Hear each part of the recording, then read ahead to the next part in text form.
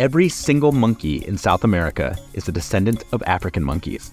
We know that because we've looked at their DNA. But, and this is going to sound pretty obvious, South America and Africa are not close to each other. And even back in the day when those monkeys first arrived in South America, those continents were still very far apart. So how did monkeys get from Africa to South America?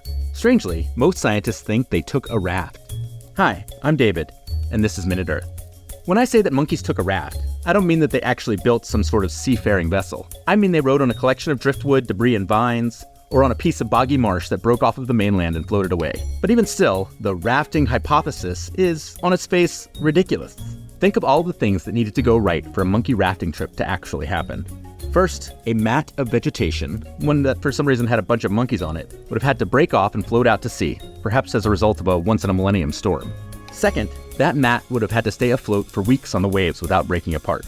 Third, the monkeys would need to have enough food and water on that raft to survive the journey. Fourth, the mat would have had to land in a place that the monkeys could actually live. And fifth, enough monkeys of the right age and sex would have had to have survived in order to successfully make new monkeys. The probability of any of these things actually happening is incredibly small, and the probability of all of them happening is astronomically tiny, but there just aren't any other potential explanations that could work.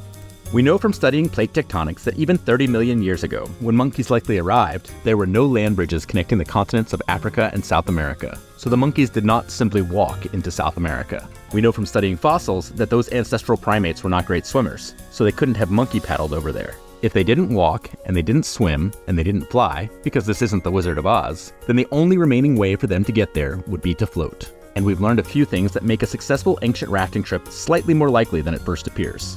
First, back then, the powerful east to west equatorial currents were even stronger than they are now. So once a raft was adrift from Africa, it would head basically straight west, and perhaps arrive in South America within just a few weeks, which means the monkeys wouldn't need to be as lucky with their route. Secondly, we know that back then, just like now, there were times of the year when the Atlantic had very few waves, which means the monkeys wouldn't need to be as lucky with their raft's survival.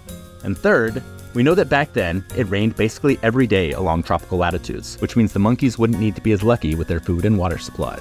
But perhaps most importantly, given enough attempts, extremely unlikely events can happen. Let's say that a storm strong enough to send a monkey-laden mat of vegetation into the sea only happens once every 2,000 years. Even still, over a few million years, there would be thousands of chances for voyages to start, and only one of them would actually need to succeed in order for Old World monkeys to become, well, New World monkeys.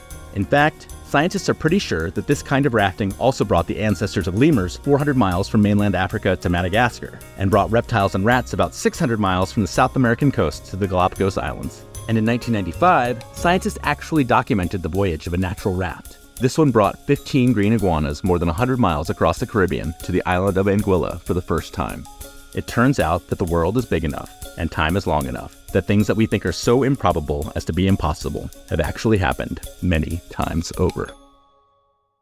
You can now send us super thanks. If you like this video, or any of our other science explainers, you can directly support us by clicking on the button below.